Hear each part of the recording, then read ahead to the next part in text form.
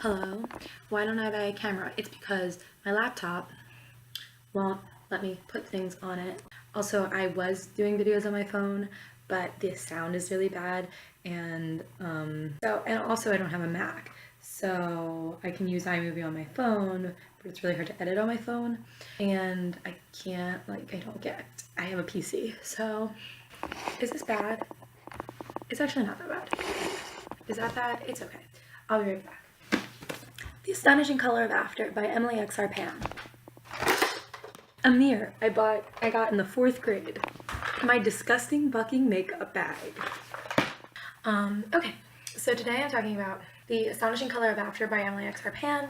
This is a young adult magical realism book about Lee. She is Taiwanese and white. Her mother is an immigrant from Taiwan, and her mother suffers from depression and has her whole life, but starting in her early to mid 20s when she moved to the United States with Lee's father to marry Lee's father against the wishes of her parents, and her parents, for varying reasons that come about in this book, are not supportive of Lee's decision to move to the United States. They blame her for certain things that have happened that I will talk about later. So this book has been really popular on BookTube, I guess, unlike me, and it was on everybody's 2018 top 20 books of 2018, anybody who finished the book.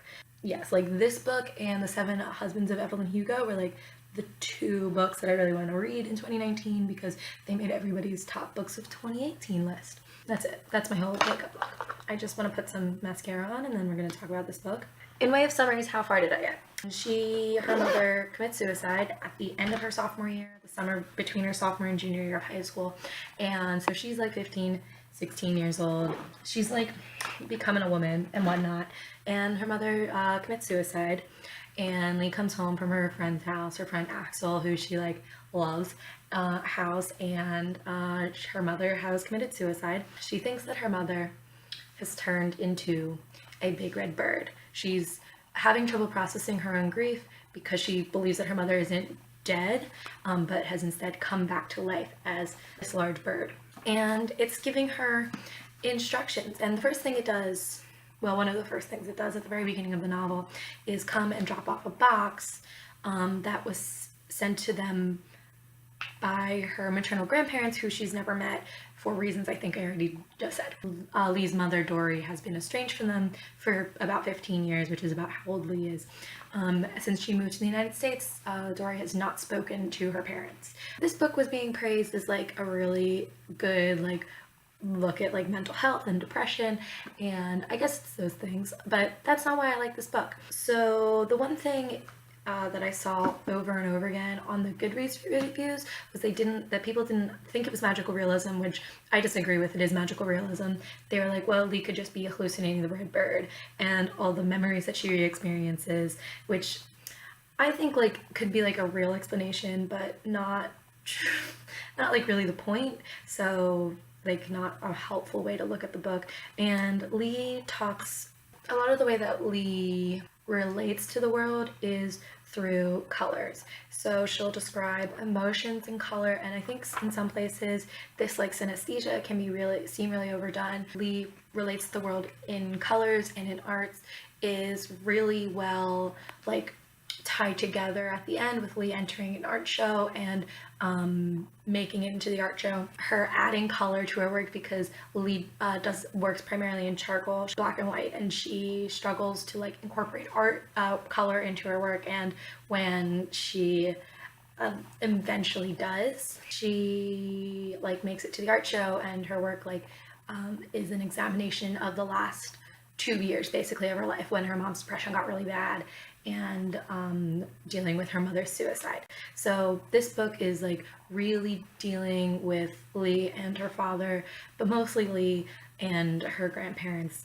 understanding Dory and why she killed herself, and how to live in a world post Dory, I guess.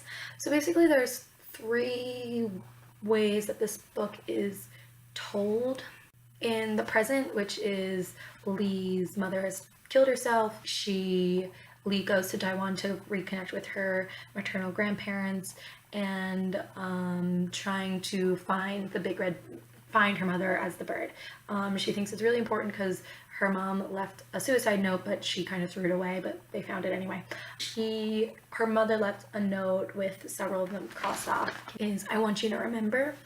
And Lee doesn't know what she wants her to remember, and I basically like come to the conclusion that obviously it would, it's a YA book. They just want her to remember her and that she loves them. So Lee's just trying to like figure out what her mom wanted them to remember. I don't know, she's 16, she thinks like it's something really important. And she comes to the conclusion that what's really important is that they remember Dory. You know, they remember her on her good days, on her bad days, and that they remember her as a person who was alive and as somebody who loved them.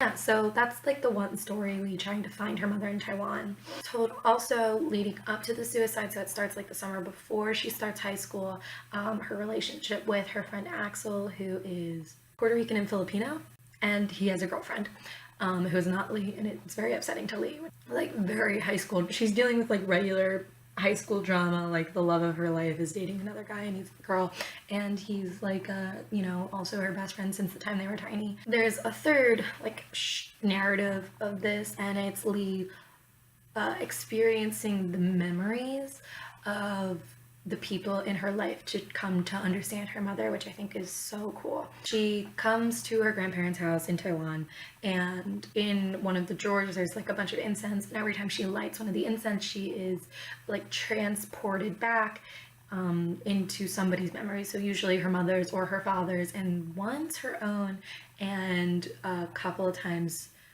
her grandmother's.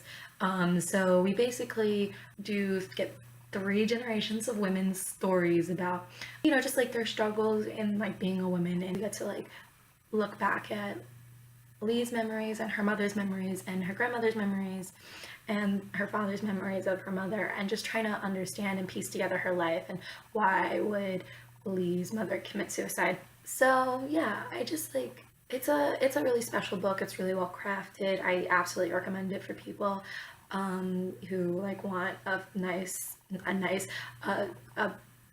magical realism that deals with heavy subjects but in a really uplifting way. Anyway, what I really wanted to talk about, and maybe perhaps can talk about in 10 minutes, is this book, which is beautiful. It's like genuinely a gorgeous book. It's a ghost story, and I think like this is like pretty obvious, like Lee's mother came back as a bird. I was drawn to this book, as I think I said in like my TBR and my wrap up, because my senior seminar class, because I'm an English major, although I can't speak, dealt with ghost stories by women of color, in particular women of color. We read 4 books by women of color. We read books by Toni Morrison, Andrew Cruz, Nellie Rosario, and Jesmyn Ward.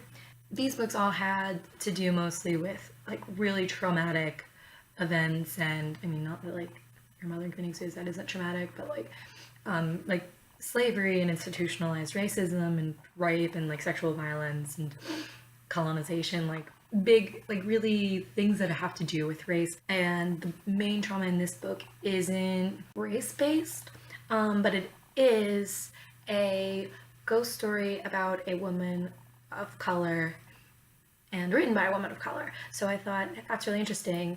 There's a really popular YA book that's probably doing the same things as these like adult literary fiction books we're doing. So I think it's definitely worth checking it out, because I wanted to see how it was different, if it was like an extension of the same genre of ghost story, and how the ghosts operated in this one in a way that it maybe operated the same or different in the way that the ghosts operated in these other 4 books that I read. And these books were Beloved by Toni Morrison, Soledad by Angie Cruz, Song of the Water Saints by Nellie Rosario, and I think it's Jesmyn Ward's newest book. I think it was a 2017 release, Sing Unburied Sing by Jesmyn Ward. Explicit ghosts in all of them, except not really in Song of the Water Saints, but there's explicit ghosts in all of these books, and they guide characters or they are antagonistic. They kind of like have 2 different roles. So in the first two books, Beloved and Soledad, and I love Soledad. The ghosts are kind of antagonistic. There's a couple ghosts in Soledad. There's actually a lot of ghosts in Soledad. There's the ghost of Soledad's father, Manolo, and a lot of the Johns that Olivia, Soledad's mother, had slept with, like, customers, because she was a prostitute in the Dominican Republic who, through her sex work, was able to bring her whole family over to the United States. So Soledad's about sexual violence and the complicity of people's families in situations of abuse. It's a really hard book. I really enjoyed it a lot. And so these ghosts, the ghost in Beloved and the ghost in Soledad, are antagonists, and they make the characters reenact their trauma to be able to come and process it correctly. And the ghost in, the ghost that only appears for like a hot second in Song of the Water Saints, the ghost of Graciela, who's alive for like 3/4 of the book. Song of the Water Saints is different because it's a book about memory and about generational trauma in a way that's a little bit different than the other 3 books. And in Jesmyn Warren's Sing Unburied Sing, the ghosts are kind of twofold. There's a ghost that guides, and that's Given. Given is Leonie's brother, who died when he was about 17 or 18 years old, and he was killed by the cousin of the main character, Jojo's father. And then there's also the ghost of Richie, who was 12 when he died in Parchment Prison, which is Missouri State Penitentiary. He's an antagonistic ghost, and he's looking to try to reenact his trauma in the way that we've seen in the other books. But it doesn't really work out for him for various reasons that I wrote my final paper on. But this book also has an explicit ghost. This is the explicit ghost. The one that's really obvious is obviously the ghost of her mother, who committed suicide and is trying. We seem to be reenacting the trauma in the way that we've seen in these other novels, so that we can finally put Dory to rest. And as always, that ghost isn't the one who's holding on. It's the characters who are trying to understand it, that they're trying to understand what's happened to them in generational trauma and whatnot, who can't let go, and they're the reason that we need to go on this journey to find out, like, what happened. So Lee needs to reenact the memories, not Dory. Also a second ghost, and this is like kind of a spoiler, but I saw it from pretty early. There's the other ghost, and it's actually the ghost of Dory's sister, who died, and is kind of the reason that there's this rift between Dory and her family. That basically, Jingling is Dory's sister, who died when she was in her 20s, and Dory's parents believe that if Dory wasn't so in love with Brian, Lee's father, Jingling would still be alive. They'd know that she was sick, and she wouldn't have died. But Dory believes that, like, it's her parents' fault and that they shouldn't blame her. And she's right. But, you know, there's just like a lot of resentment that she didn't marry a Chinese man or a Taiwanese man, and instead she like moved to America, took their granddaughter away from them, they wouldn't reconcile that they lost everything when Jingling died because they were mad at Dory, and Dory wouldn't stand for it, so she moved to America. And, you know, it's sad, and that's like where this like generational trauma comes in. 3 generations of women who have to deal with like what it means to be a woman, and so that's what we're exploring there. And Jingling acts as a guide, so both ghosts in this book act as a guide. There's no antagonistic ghosts in this book. It's YA, and I think that's one difference. There's a lot less sexual violence and actual violence, in that there's none, if any, because it's definitely for a younger audience. And the generational trauma isn't based solely in race. It's important that Lee reconnects with her family and her culture and her heritage, and she does this on her own without her father. But it isn't like her mother didn't kill herself because she was displaced. She just killed herself because she was really depressed. That's how this book is a lot different than the other 4 books that I read this year. It also has like a really neat resolution, where she doesn't find the bird, but she does get into this art show where she like resolves all of her issues, not all of her issues, but like the book is over. It's not left in this open-ended way. The language, I think the language is really interesting in this book. A lot of this book is about Lee trying to understand her grandparents, and this is the part that is race-based or culture-based, and she feels ostracized in Taiwan and in the United States because she doesn't look Asian. Like, she doesn't look white, but she also doesn't look Asian, so no matter where she goes, she's really alienated from her people. She stands out in a way that's physical. Like, you could see her and you know that she's mixed, and they know that she's American when she goes to Taiwan, and they talk about her as a foreigner, and she only knows a little bit of Taiwanese, not Taiwanese, Mandarin. So she knows what they're saying when they call her a foreigner. In that way, I think the language is actually really well incorporated. She speaks, like, obviously fluent English, but she doesn't feel connected to the American part of her the way that she believes that her white peers would. And in Taiwan, she doesn't speak Chinese, so she, like, feels ostracized from them too, so she has to communicate in a different way, and for her, language doesn't do it. So she communicates through art, and she communicates through colors, and even that part of her, especially since her mother died, is really difficult. So when she is able to incorporate color into her art at the end of the novel, it's just so special. It's remarkable.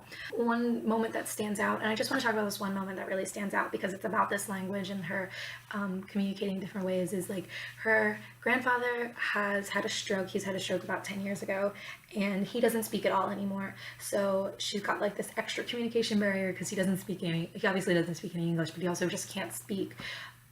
Physically, he can't speak.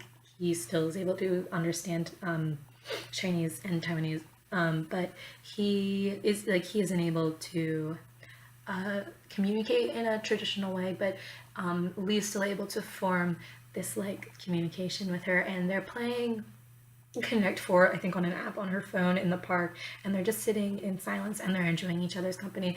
And it honestly made me cry because I've had really good relationships with my grandparents. My grandparents, I only have one living grandparent, but they were a really active part of my life growing up, and them being able to have relationships with us when we were small, and also as we got older, it was really important to them. And after my maternal grandfather had a stroke, he became really depressed. Even though he wasn't able to communicate, he still enjoyed seeing us. And Lee's grandfather is much more mobile than either of my grandfathers were when I was 15 or 16. And this is like personal. It's the same reason I cried during Soledad, but like being able to forge connections with her grandparents, even though they weren't able to communicate with her, is really, really special. And she was able to overcome this like barrier in her life that doesn't just exist with her grandparents, who she can't speak to, like a barrier that I think she feels in different parts of her life, and that her mother probably felt in the United States. And so they're playing Connect Four, and she's having a really hard time not being able to find her mother in Taiwan like she thought she was going to be able to. She doesn't really know what to do, but she's in the park with her grandfather, and they're playing Connect Four, and they're like having a good time, and they're connecting in a way that like doesn't involve language. And there's cicadas, and cicadas in the summer, they like molt and they catch this moment where they see the cicada molting, and it's just like this unbelievably powerful moment where we get to think about transformation and new life. And yeah, so this book is just really, really powerful. I definitely think we should read it. I think ghost stories are a way that we can talk about trauma, grief, and death in a really eloquent way. And The Astonishing Color of After by Emily X. Arpan exemplifies this genre of ghost story, which I read in my senior SEM class at my university in my senior year of college. And everybody should read this book because ghost stories are really interesting, and this is a really good ghost story. Okay, I'm gonna be late to class. Okay, bye.